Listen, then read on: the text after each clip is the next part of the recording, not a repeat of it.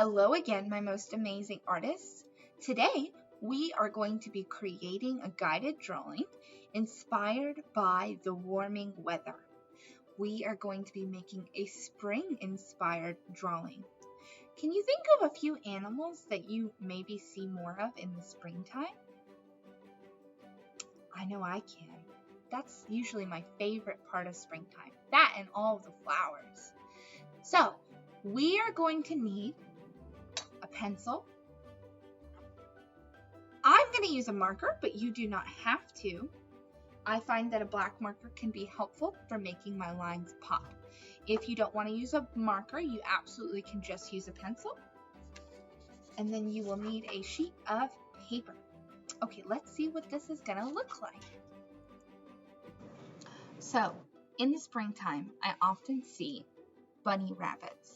Sometimes I have a few that hop around in my yard, and I always think that they are so delightful. Now, we are not going to be making these origami bunnies, even though they're very cute. Today, we are going to be making a drawing of a bunny, and my drawings of bunnies might look like this, or like this. And at any time, if you would like to pause the video, you can. Notice this one has a floppy ear. You could even do 2 floppy ears if you would like to. We might take a look at how we can try that. Okay, so those are just a few examples. Notice how well they were colored. You might even notice how they have some texture. Okay, texture is the way something feels or looks like it feels. And in the case of a bunny rabbit, usually they are pretty soft and furry.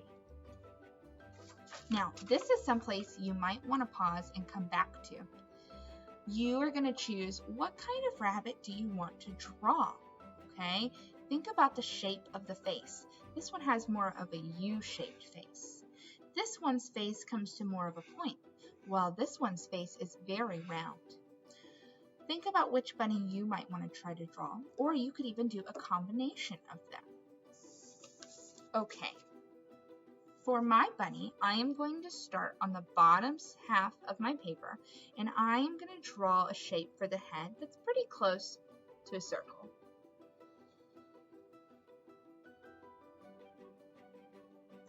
Notice how large it is and how it fills up the page, okay?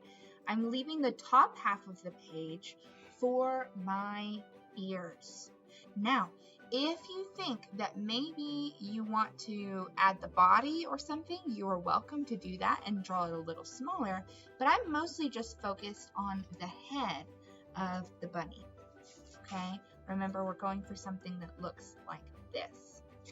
So, in order for us to do that, I'm going to curve a line down here, curve a line down here for the body. And when I look at the shape of the ears, I might notice the different shapes that they have. Some of them point down, they flop downward. Some of them have almost like dwarf bunny ears, which are much wider and a little bit shorter, okay? Or they could have really long floppy ears. Maybe even one of them is just folded over, like in this example here. Okay, I think maybe that's what I'll try to do so that you get one of each. So for the ear, I want to go up and outward, curving around, out and back in. Okay, and then if I would like to, I can even come back and draw the inner part of the ear that's a little bit softer and sometimes is a little bit pink. Here, I'm going to draw an ear that flops over. Watch carefully how I do this. I'm going to come over, and I'm not drawing it quite as tall as the other one before I come back in. And instead, I'm going to draw almost like a V shape inside. Okay? Again, I can draw those lines. And remember, if you're drawing this in pencil, if you make a mistake, it's a lot easier for you to erase it. So you could even use a marker still, but maybe do it in pencil first and then trace on top of it. Okay, Now I just need the face. Here's how I like to draw the eyes. The eyes can be very, very cute. I like to make 2 oval shapes, pretty close to the edge of the head. When we look at a bunny, you normally see that bunnies' eyes are mostly on the side of their head, not really in the front like ours are, so don't put them too close together, okay? Now, if you feel like you want to get fancy, you could do something fun, like give it eyelashes, but all I'm really going to do here is I'm going to make 2 C shapes. One of them might be backwards, but they're basically the same shape. And then inside that, I'm going to color the middle section in. This is going to make it look like the bunny has light on its eyes, also known as a highlight. And that really can look very cute on whatever it is that you are trying to draw. Now I want to draw the nose. And remember, if you need to pause at any time, you're welcome to. I am going to draw a Y shape, okay? And notice how wide it is. A Y shape. Now here I want to decide, do I want the bunny's mouth to curve upward, as in this example right here, where they curl up like a smile? Or do I want it to be a little bit less, like in this example? Or do I want it to be a little bit more down and look very realistic? I think I might go for something like that this time. Okay, that's my bunny. And I think maybe I might even want to give him some teeth. Okay, so if I wanted to, I could give him some teeth like this. And all I have to do that is make a small U shape like this. And draw the line for the teeth. Pretty cute. Okay, now that my bunny has pretty much all of his features, I might think about adding some special things like whiskers and texture. Remember, texture is the way something feels or looks like it feels. We are going to create what's known as implied texture on this bunny. If you have a thinner marker or even a pen, this works really well, but even if you don't, I did mine with just that regular marker. On this one though, I think I'm going to come back and make the texture with this thinner marker. Watch how I do this. I am just going to make lines in the direction that I think that the fur travels. Ooh, I might do one more thing. Here, I think I want to add a line to make a pattern on the face. If you think your bunny's going to be all white, you don't have to do this. But if you think that you might want to change the color of your bunny, you might think about adding a line, kind of like this one. Okay? So outside of that line, I think I'm going to make some really nice texture. Here's how I'm going to do that. I'm going to pretend that the nose here is kind of my guideline, and I am going to draw fur going down the face. You could also draw it going out. There are a few different ways that you can do this, okay? So I am going to draw, so look at the difference between this one right here, where the fur travels downward, and this example right here, where the fur travels outward. Okay, you want to think about what you want your bunny to look like. I'm going to make my fur travel outward, so I am going to make small lines. Sometimes we call this hatching, especially if it's used for shading. I'm going to make small lines all the way around, and I'm probably going to speed up through this process. So if you need to pause and catch up at any point, go ahead and do that.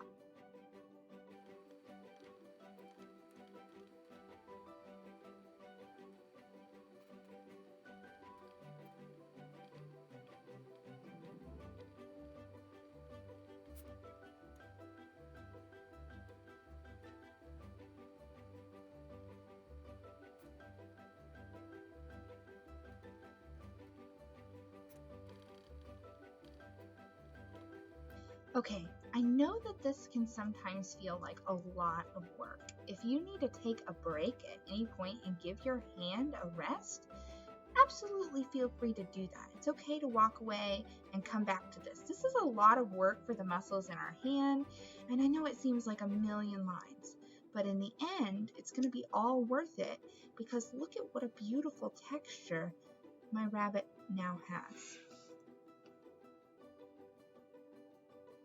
So now I want to think about something known as patterns. When we talk about patterns, we're talking about any line, shape, or color that's repeated at least 3 times. Here we can see some patterned lines. We see wavy lines that repeat over and over and over, zigzag lines, maybe a dotted line or a scallop line, castle line, a loopy-loop, a spiral. There are so many different types of lines that you could use to make a pattern for your background. You can also include shapes or really any other type of detail that you want to include. Here you can see I've added some details like carrots in here, okay? Or maybe you add flowers or Easter eggs if you feel like you want to add those in there. So any of those would be perfectly fine options. We're going to repeat either a shape or a line over and over and over again. So here I might start at the top and I'm going to work my way across. I'm going to make something simple to start with. Make a zigzag line. Remember, I can also repeat shapes. So if it's just one thing that repeats, like this line, that's fine. Maybe I do something like a big square, a small square, a big square, small square, big square, small square, big square, small square. And I'll just keep this pattern going all the way to the edge of my paper until I run out of space. Literally, even if it runs off the paper like that, that's okay. And I'm just trying to think, okay, there's a big one here, a small one here, and a big one there. Okay, and then I'll start my next row. Maybe I want to do something with a scalloped line. So I draw a hill, hill, hill, on and on. This almost reminds me of bouncing bunnies. They're hopping around. Boing. Cute. Okay, so any variety of shapes, I sometimes like to alternate them or use them together like this. I go up, go down, up, down, up, down. What kind of patterns can you come up with? Remember, you can do a combination of any lines, shapes, or colors to make a pattern. There are other ways to make patterns too, but that's mostly what we're focused on today. And then I want to think about my next row, and in this case, I might do a loop-de-loop.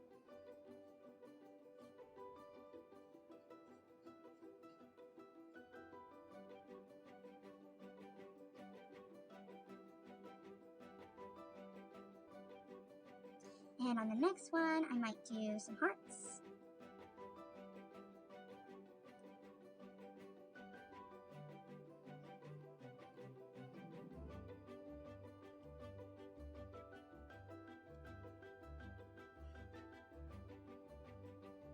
And I'm going to run a wavy line through there. A combination of lines and shapes can be a lot of fun too. Okay, and I'm not going to talk to you through the rest of this. I'm just going to make it and speed the video up.